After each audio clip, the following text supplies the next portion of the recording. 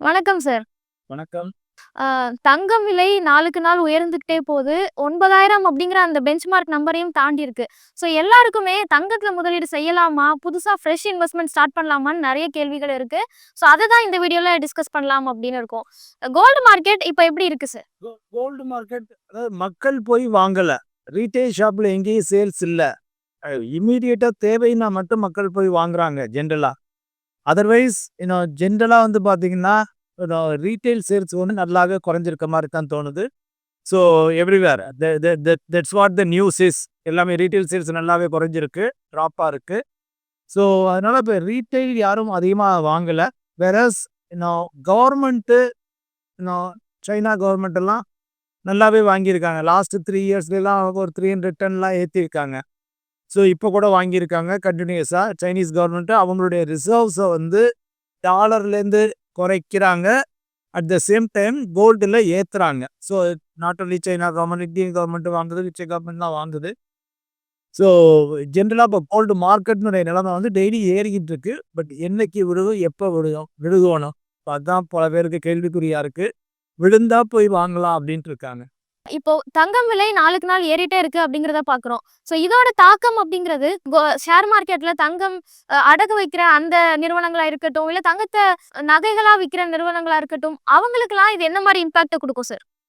நம்ம ஏற்கனவே பேசின மாரி தங்கம் விற்பனை, தங்க ஆபரணங்கள் விற்பனை செய்யும் நிறுவனங்கள் ஜுவல்லரி அவங்களுக்கெல்லாம் சேல்ஸ் டவுன் ஆகும். ஏன்னா இப்ப ஜென்ரலா டொமஸ்டிக் டிமாண்ட் எப்போ வரும் அப்படின்னு வந்து பார்த்தீங்கன்னா, விலை குறைய குறைய டொமஸ்டிக் டிமாண்ட் கொஞ்சம் அதிகரிக்கும். இந்த மக்கள் நிறைய போய் வாங்குவாங்க. விலை அதிகரிக்க அதிகரிக்க ரீட்டெயில் கஸ்டமர்ஸ் வந்து கொஞ்சம் தே வில் மூவ் அவே. அதுலேருந்து கொஞ்சம் விலகி தான் இருப்பாங்க. கட்டாயமாக தேவைப்படும் அளவிற்கு வாங்கிக் கொள்வார்கள். உடனே எனக்கு தேவை அப்படின்றது போய் வாங்கிக்குவாங்க. ஸோ அதனால ரீட்டெயில் ஜுவல்லரி ப்ராபப்ளி அவங்களுக்கு இன்வென்ட்ரியில ப்ராஃபிட் ஏற்படும். அவங்க ஏற்கனவே இப்போ ஒவ்வொரு பெரிய நிறுவனங்களும் ஜுவல்லரி நிறுவனங்கள் ஒவ்வொருத்தரும் ஒரு 10 டன்னு, 20 டன்னு, 50 டன்னுன்னு அவங்க கோல்டு ஸ்டாக் வச்சிருப்பாங்க இல்லையா? அந்த ஸ்டாக்ல இன்வென்ட்ரி ப்ராஃபிட் நல்லா ஏற்படும். பட் வேறஸ் பிசினஸ் லெவல் வந்து டவுனா தான் இருக்குது. As far as we hear. அதே சமயத்துல இப்ப வங்கிகள், வங்கி சாரா நிதி நிறுவனங்கள் என்பிஎஃப்சின்னு சொல்றோம் இல்லையா? ஃபைனான்ஸ் கம்பெனிங்கிறோம். ஸோ இப்போ அவங்களுக்கெல்லாம் வந்து பார்த்தீங்கன்னா, அவங்களுக்கு என்ன ரிஸ்க்குன்னா, இன்னைக்கு ஒரு ரூ. 9,000 விக்குது அப்படின்னு சொல்லி அதுல ஒரு 75% நான் குடுத்துட்டேன்னா, படார்ன்னு கோல்டு விழுந்துச்சுன்னா நான் என்ன பண்ணுவேன்? அப்போ வந்து நெறைய பேர் நகைய திருப்ப வரமாட்டாங்க. ஸோ ரிடம்ஷனுக்கு வரமாட்டாங்க. ஸோ அப்படிங்கையில வந்து நம்ம என்ன பண்றது? அப்படின்னு சொல்லி அந்த ரிஸ்க்க வந்து அவங்களுக்கு அதிகரிக்குது.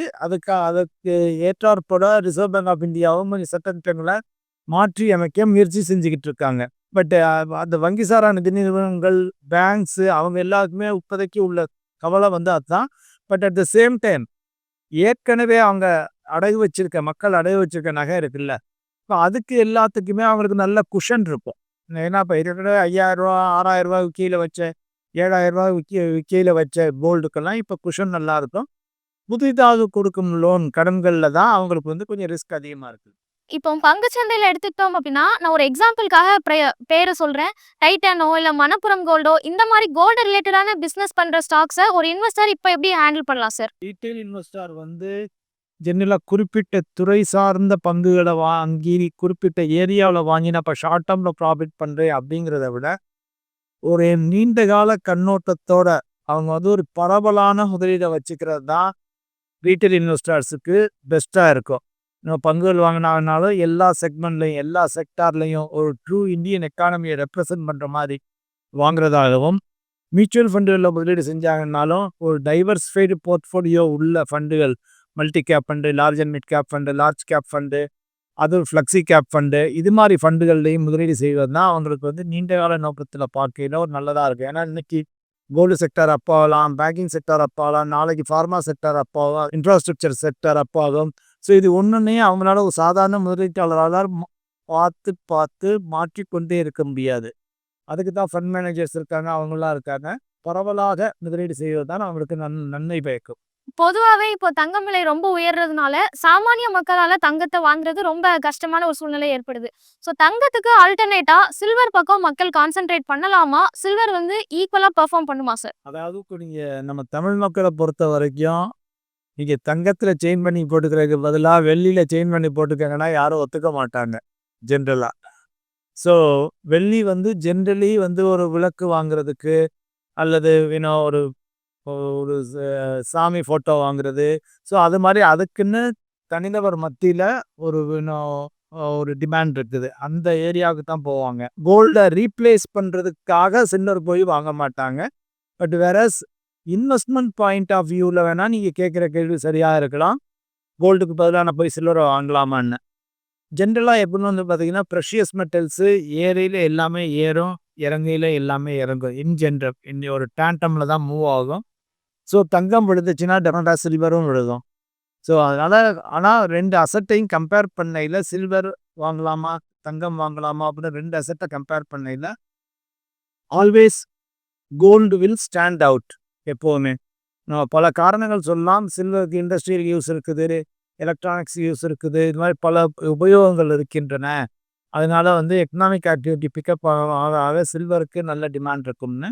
But at the same time சில்வருக்கு நல்ல சப்ளையும் இருக்கும் கம்பேரிட்டிவ்லி இப்போ கோல்டை கம்பேர் பண்ணையில். அதனால வந்து நான் இன்வெஸ்ட்மெண்ட் பாயிண்ட் ஆஃப் வியூவில் இப்போ நிறைய மியூச்சுவல் ஃபண்டெல்லாம் 50-50 ஆஃபர் பண்ணுறாங்க. 50% சில்வர், 50% கோல்டு. அதுலேயே இல்லை அவங்க கொஞ்சம் ஷிஃப்டிங் கூட பண்ணிக்கிறாங்க. அதில் சில்வர் ஃபண்டே தனியாகவும் இருக்குது. ஸோ ஒரு லாங் டேர்ம் கண்ணோட்டத்தோட நான் பிரித்து இதுலேயும் அதுலேயும் கொஞ்சம் முதலீடு பண்ணிக்கிறேன் அப்படிங்கையில் பண்ணிக்கலாம். பட் கோல்டுக்காக சில்வரை போய் நான் பார்க்குறேன் அப்படின்னு பார்க்க வேண்டாம். நீங்க சொன்ன மாதிரியே இப்போ சில்வர்ல நான் முதலீடு செய்யணும் அப்படின்னு ஒருத்தங்க நினைக்கிறாங்க அப்படின்னா, பொதுவா தங்கத்துக்கு பிசிக்கல் கோல்ட விட கோல்டு ETF, கோல்டு பீஸ் மாதிரியான ஆப்ஷன்ஸ் குடுக்குறோம்.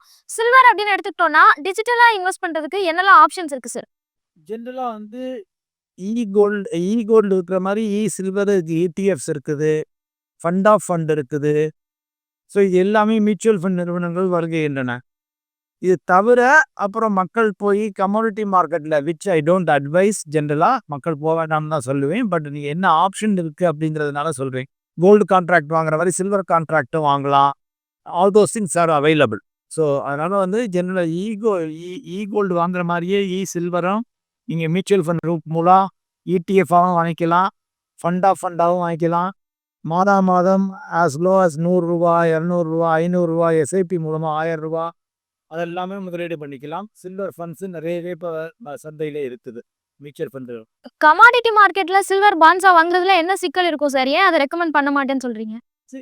ஜென்ரலாக வந்து இப்போ நம்ம அசட்டாக வாங்குறது ஒன்று, ரீட்டைல் முதலீட்டாளர்களுக்கு அது நன்மை பயக்கும்.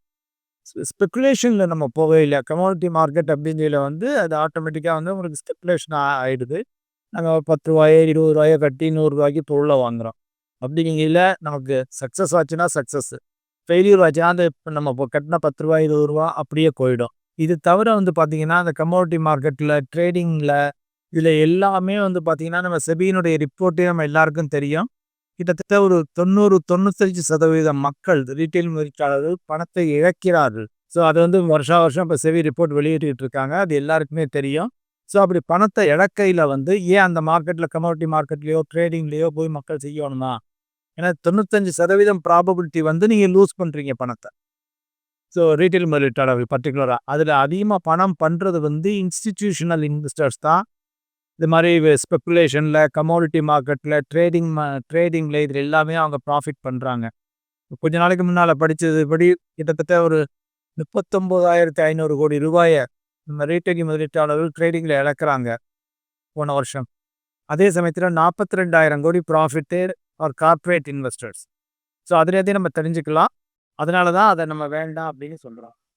இப்போ ஒரு பக்கம் பார்க்கும்போது மியூச்சுவல் ஃபண்ட்ஸ் ஒரு வொலட்டிலிட்டியை சந்திச்சிட்டு இருக்கு. இன்னொரு பக்கம் தங்கம் உயர்ந்துகிட்டே இருக்கு.